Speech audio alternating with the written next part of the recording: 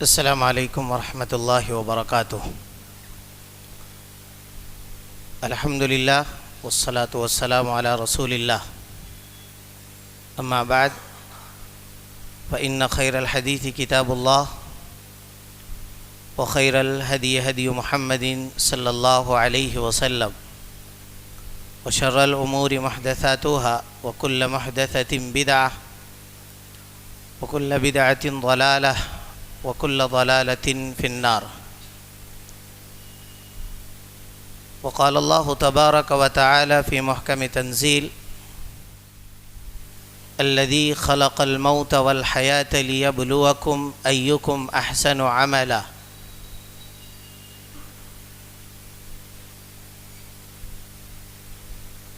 وقال النبي المصطفى صلى الله عليه وسلم: من عمل عملا ليس عليه امرنا فهو رد۔ رواه الامام البخاری فی صحیح من حدیث عائشہ صدیقہ رضی اللہ تعالی عنہا۔ اللہم ارنا الحق حقا وارزقنا اتباعہ وارنا الباطل باطلا وارزقنا اجتنابہ۔ رب اشرح لی صدری ویسر لی امری واحلل عقدۃ من لسانی یفقہوا قولی۔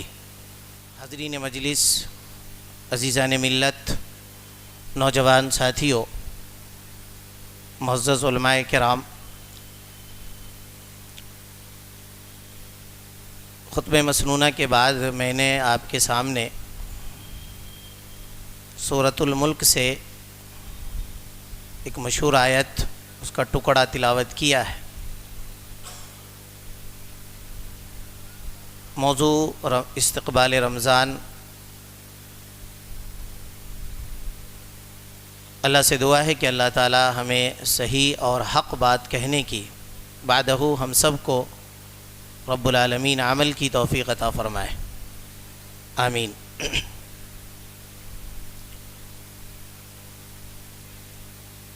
رمضان المبارک کا جو مہینہ ہے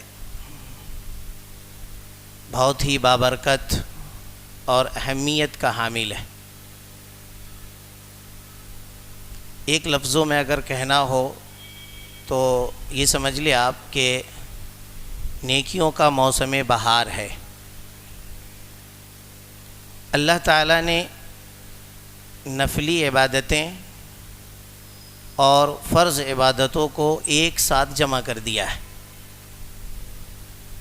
مثال کے طور پر روزہ یہ فرض ہے، ہر مسلمان عاقل بالغ پر، خواہ وہ مرد ہو یا عورت ہو، روزہ رکھنا ہے، یہ فرض ہے۔ قیام اللیل ہے، قرآن کی تلاوت ہے، نفلی صدقات ہے، صدقۃ الفطر ہے۔ دیکھیں آپ کہ اس ایک مہینے میں اللہ رب العالمین نے بہت ساری چیزوں کو جمع کر دیا ہے۔ اس لیے آج کے اس درس میں سب سے پہلے اپنے آپ کو اور آپ کو اس بات کی نصیحت کرتا ہوں کہ اپنی نیت پر کام کریں۔ رمضان میں داخل ہونے سے پہلے میں اپنے لیے اور آپ کے لیے نصیحت کرتا ہوں کہ اپنی نیتوں پر کام کریں، کیونکہ کسی بھی عبادت کے لیے نیت کا خالص ہونا یہ ضروری ہے۔ نیت کا جو خالص ہونا ہے یہ کیوں ضروری ہے؟ تو تین باتیں ہیں، اس کے اندر تین باتیں ہیں، بغور سنیں آپ۔ نیت کا خالص ہونا اس لیے بھی ضروری ہے کہ نیت کے خالص ہونے کے بغیر آپ کا کوئی بھی عمل عند اللہ کے نزدیک قابل قبول نہیں ہے۔ یہ پہلا پہلو ہے۔ آپ اگر اخلاص نیت کے بغیر، آپ کی نیت اگر خالص نہیں ہے اور آپ کوئی عمل کرتے ہیں تو اللہ کے نزدیک وہ قابل قبول نہیں ہے۔ دلیل کیا ہے اس بات کی کہ بغیر اخلاص کے آپ کا کوئی بھی عمل قبول نہیں ہے تو نبی علیہ الصلاۃ والسلام کی مشہور حدیث ہے جسے امام بخاری رحمۃ اللہ علیہ نے اپنے صحیح کے اندر حضرت عمر بن خطاب رضی اللہ تعالی عنہ سے روایت کیا ہے۔ نبی علیہ الصلاۃ والسلام نے ارشاد فرمایا کہ انما الاعمال بالنیات، کہ عمل کا جو دار و مدار ہے وہ نیتوں پر ہے۔ تو اب دیکھیں، عمل کی قبولیت کے لیے دو بنیادی اور اہم شرط ہیں۔ عمل کی قبولیت کے لیے دو بنیادی اور اہم شرط ہے۔ پہلا شرط یہ ہے کہ اخلاص ہونا چاہیے، نیت کے اندر اخلاص ہونا چاہیے۔ اگر آپ کے عمل کے اندر کسی بھی قسم کا بگاڑ ہے، کسی بھی قسم کا فساد ہے، کسی بھی قسم کے عوارض ہیں تو آپ کا عمل خالص نہیں ہو سکتا ہے۔ یہ پہلی شرط ہے کہ آپ کا عمل خالص اللہ کے لیے ہونا چاہیے۔ دوسری چیز کیا ہے؟ دوسری چیز ہے سنت کے مطابق ہونا چاہیے۔ اخلاص اگر ہے اور آپ کے عمل کے اندر اگر سنت نہیں ہے، طریقہ نبوی، نبی علیہ الصلاۃ والسلام کا طریقہ موجود نہیں ہے تو آپ کا عمل عند اللہ، اللہ کے نزدیک قبول نہیں ہو سکتا۔ دونوں ایک دوسرے کے لیے لازم و ملزوم ہے۔ مثال کے طور پر ایک شخص عمل کرتا ہے خالص اللہ کے لیے، لیکن اس کی عبادت کے اندر نبی علیہ الصلاۃ والسلام کا طریقہ موجود نہیں ہے تو وہ عمل خالص نہیں ہے، اس لیے کہ اس نے نبی علیہ الصلاۃ والسلام کے خلاف عمل کیا ہے۔ اسی طریقے سے ایک آدمی عبادت نبی علیہ الصلاۃ والسلام کے طریقے کے مطابق کرتا ہے لیکن عمل کے اندر اخلاص نہیں ہے، عمل کے اندر للہیت نہیں ہے، اس نے عمل اللہ رب العالمین کے لیے نہیں کیا ہے تو یہ سمجھ لے کہ وہ عمل خالص نہیں ہے۔ دونوں ضروری ہے۔ اس بات کی دلیل کیا ہے؟ تو میں نے جو آیت سورۃ الملک کی پڑھی ہے، بڑی جامع آیت ہے۔ فرمایا اللہ رب العالمین نے الذی خلق الموت والحیات لیبلوکم ایکم احسن عملا، وہی ذات ہے جس نے موت کو اور حیات کو پیدا کیا ہے۔ پیدا کیوں کیا؟ مقصد تخلیق کیا ہے؟ تو کہا ایکم احسن عملا، تاکہ وہ تم کو آزمائے کہ تم میں بہترین عمل کون کرتا ہے، احسن عمل کون کرتا ہے۔ ایک تابعی ہیں اور بڑے بزرگ ہیں، قاضی فضیل بن عیاض رحمہ اللہ، بڑے مشہور ہیں، بزرگ ہیں۔ ان سے پوچھا کہ ما اخلصہ وما اصوبہ، کہ اخلاص کیا ہے اور ثواب کیا ہے، اور اس آیت کے اندر جو احسن العمل ہے اس سے کیا مراد ہے؟ تو قاضی فضیل بن عیاض رحمہ اللہ نے بڑا خوبصورت جواب دیا، کہا کہ الخالص ان یکون للہ، اخلاص یہ ہے کہ وہ عمل خالص اللہ کے لیے ہونا چاہیے۔ اور اس کے بعد کہا کہ والثواب ان یکون علی سنت رسول اللہ صلی اللہ علیہ وسلم، کہا کہ ثواب یہ ہے، عمل درست یہ ہے، اس سے میری مراد یہ ہے کہ وہ عمل جو آپ نے کیا ہے وہ کس کے لیے ہونا چاہیے؟ اللہ کے لیے، اور طریقہ کس کا ہونا چاہیے؟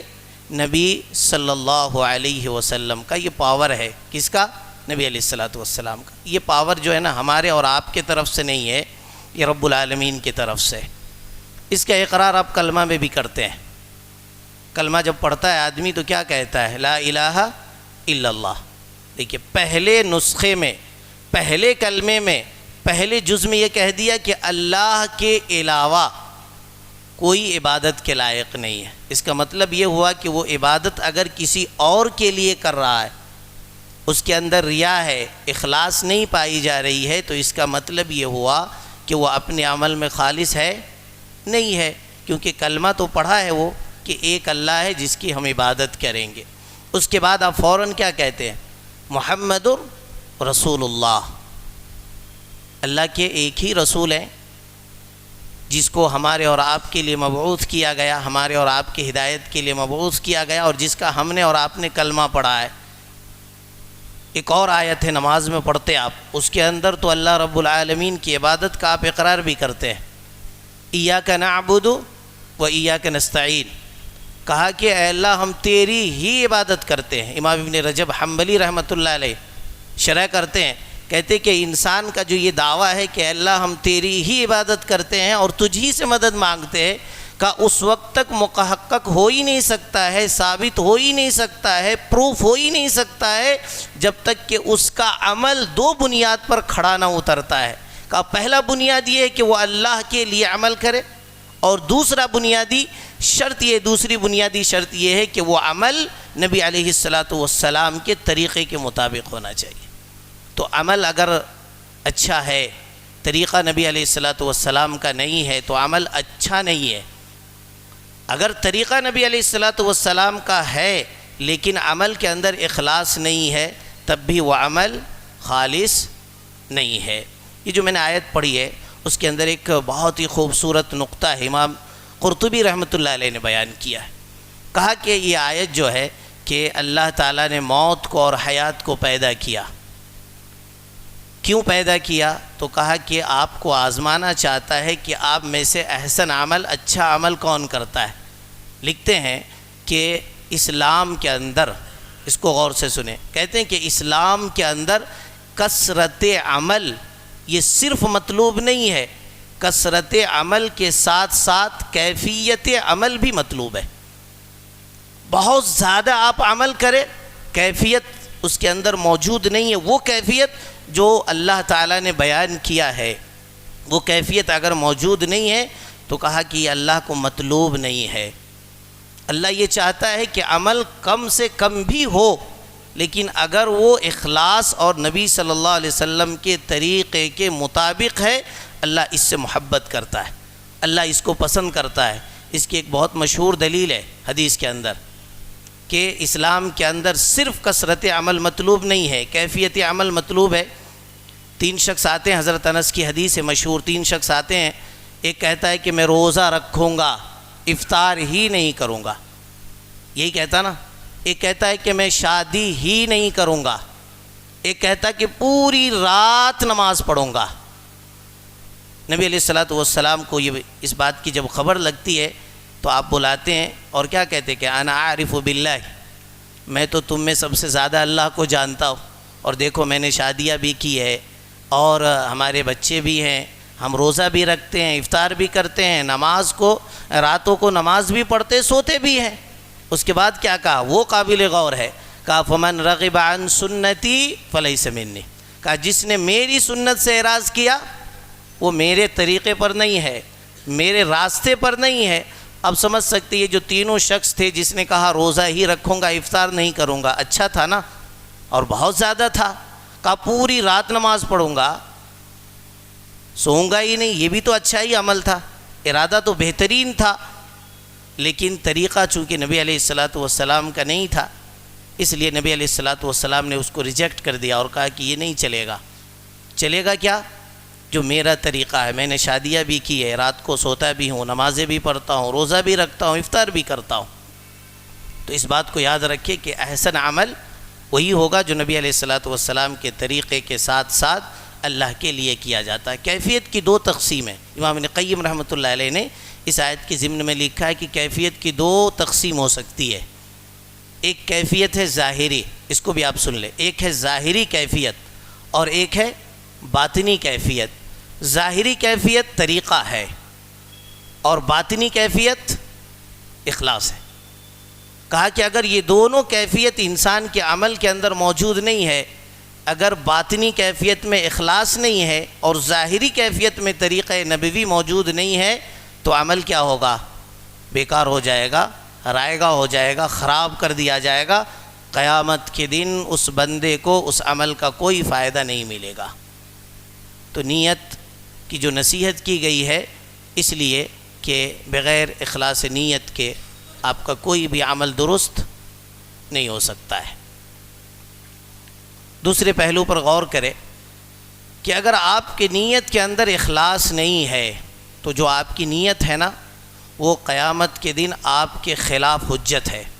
جب آپ اللہ کے سامنے کھڑے ہوں گے، ہم اور آپ سب اللہ کے سامنے جس دن کھڑے ہوں گے، اس دن اگر آپ کی نیت کے اندر اخلاص نہیں ہے، للہیت نہیں ہے، اور نبی علیہ الصلاۃ والسلام کا طریقہ آپ کے عبادت کے اندر موجود نہیں ہے، تو وہ نیت آپ کے خلاف حجت ہوگا اور آپ کے خلاف قیامت کے دن گواہی دے گا۔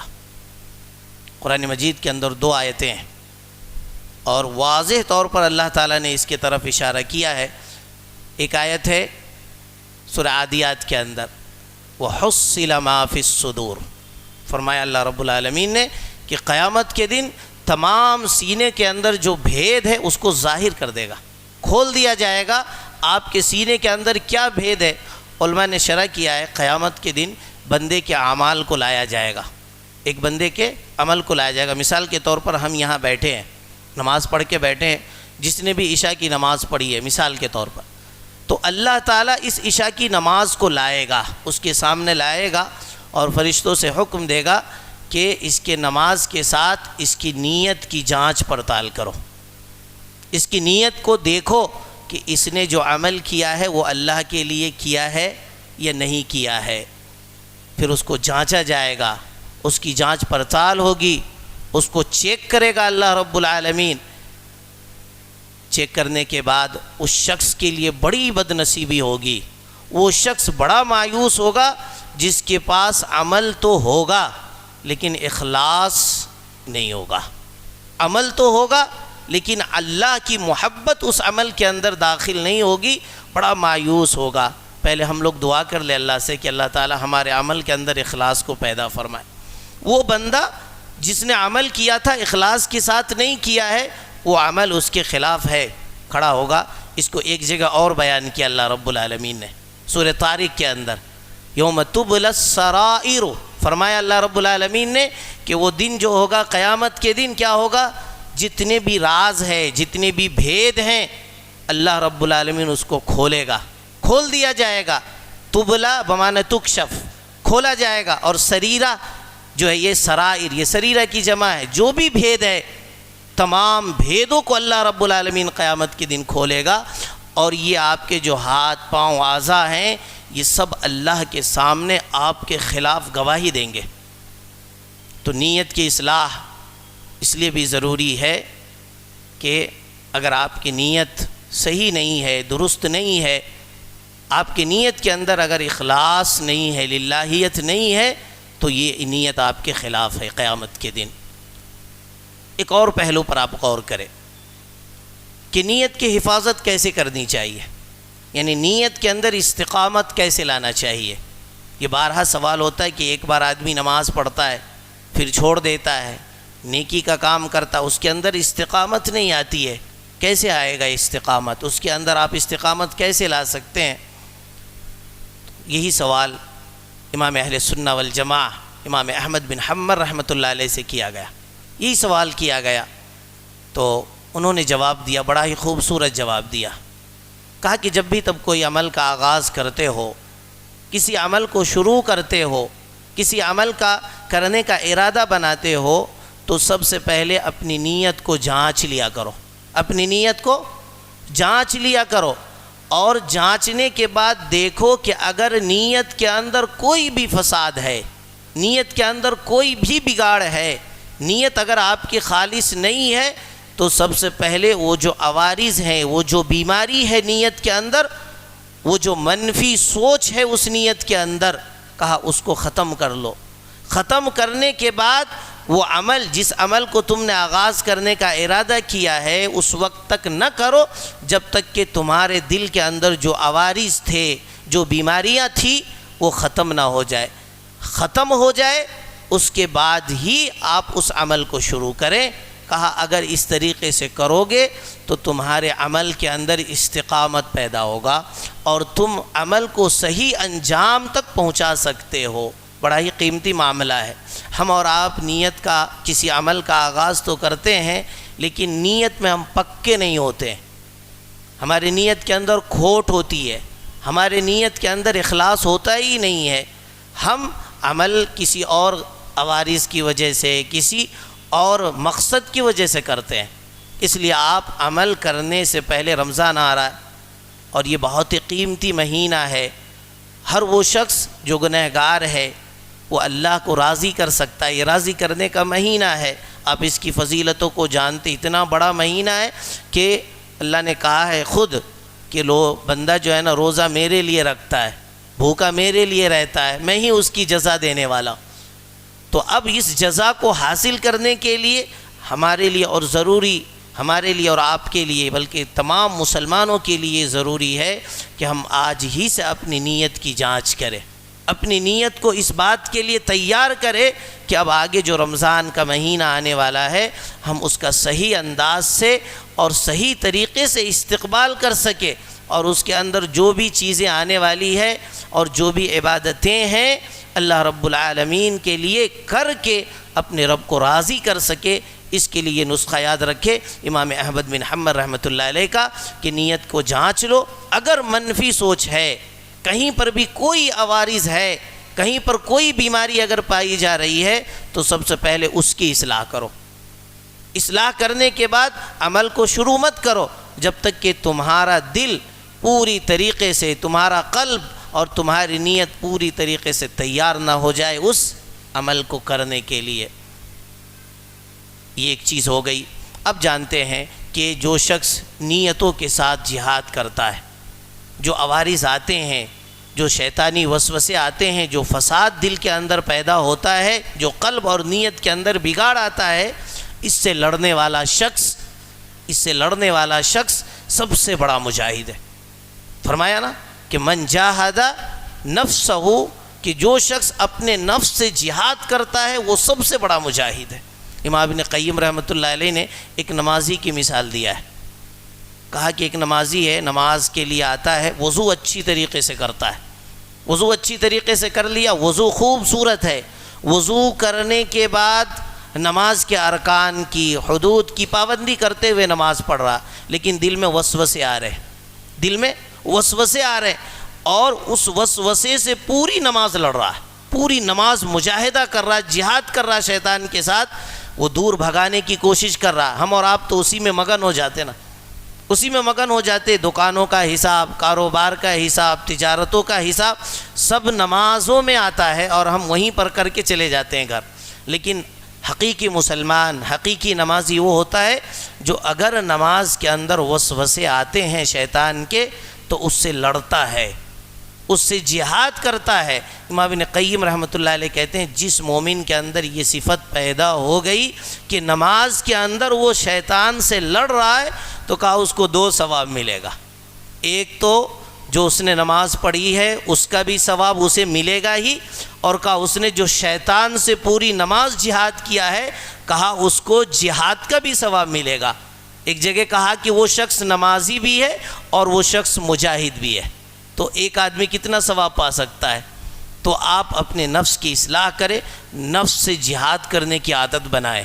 نفس سے اگر آپ جیت جاتے ہیں اور اس کو شکست دے دیتے ہیں اور شکست سے 2-4 کر دیتے ہیں تو میں سمجھتا ہوں کہ آپ شیطان کے نرغے میں اور شیطان کے بہکاوے میں کبھی نہیں آ سکتے۔ اللہ ہم سب کو اس کی توفیق عطا فرمائے۔ اور وہ مشہور حدیث بھی ہے کہ اللہ آپ کی نیتوں کو دیکھے گا اور آپ کے عمل کو دیکھے گا۔ فرمایا نا نبی علیہ الصلوۃ والسلام کی حدیث ہے ان اللہ لا ينظر الى اعمالکم واموالکم واجسامکم ولكن ينظر الى قلوبکم واعمالکم، کہ اللہ تمہارے نہ تو جسموں کو دیکھتا ہے کہ تم کتنے بڑے خاندان سے ہو، کتنے موٹے ہٹے کٹے ہو، اس کی ضرورت نہیں ہے۔ اللہ رب العالمین تمہارے مال کو بھی نہیں دیکھتا کہ تم نے کتنا مال خرچ کیا اللہ کے راستے میں، کتنا لٹایا ہے، تم کتنا سخی ہو، اللہ اس کو بھی نہیں دیکھتا ہے۔ اور اللہ رب العالمین اگر دیکھتا ہے تو وَلَكِنْ يَنْظُرُ إِلَىٰ قُلُوبِكُمْ وَأَعْمَالِكُمْ، اللہ تمہاری نیتوں کو دیکھتا ہے، یہ باطنی کیفیت ہے۔ وَلَكِنْ يَنْظُرُ إِلَىٰ قُلُوبِكُمْ، ترتیب دیکھ لے، حدیث کی ترکیب، پہلے قلب کو لایا، اس کے بعد عمل کو لایا۔ قلب سے تعلق باطنی کیفیت کا ہے اور عمل سے جو تعلق ہے وہ ظاہری کیفیت کا ہے۔ انسان اگر قیامت کے دن کامیاب ہونا چاہتا ہے تو ان دونوں کیفیت کی اصلاح کرے، اور جو طریقہ نبی علیہ الصلاۃ والسلام نے بیان کیا ہے اسی طریقے کے مطابق زندگی گزارنے کی کوشش کرے، عمل کرنے کی کوشش کرے، ورنہ وہ مشہور حدیث ہے، بات ختم ہو جائے گی کہ آپ اگر عمل کرتے ہیں اور اس عمل پر نبی علیہ الصلاۃ والسلام کی مہر موجود نہیں ہے، دلیل موجود نہیں ہے، وہ عمل اللہ رب العالمین نے کرنے کا اپنے نبی کو حکم نہیں دیا ہے، آپ نے اگر نہیں کیا ہے تو بات بالکل واضح ہے، سیدھی بات ہے، بالکل حق اور درست بات ہے کہ عمل چاہے کتنا ہو آپ کو اس عمل کا کوئی فائدہ ملنے والا نہیں ہے، آپ کی یہاں کی بھی محنت خراب ہو جائے گی۔